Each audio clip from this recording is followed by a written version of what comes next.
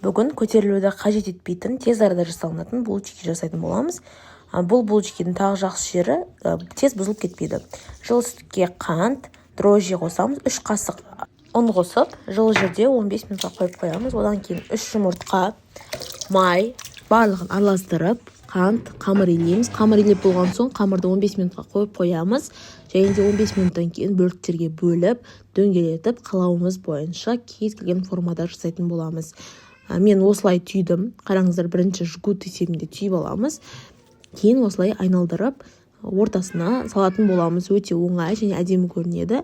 Енді духовканы қыздырамыз 180 градусқа, және ол уақытта үстін жұмыртқаның сарысымен сылап, духовкаға салатын боламыз. 25-30 минутта пісіп шығады. Жасап көріңіздер. Яғни бұл жақсы жері булочкидің, көтерілуді күтіп отпайсыздар. Тез арада жасап тастауға оңай булочки.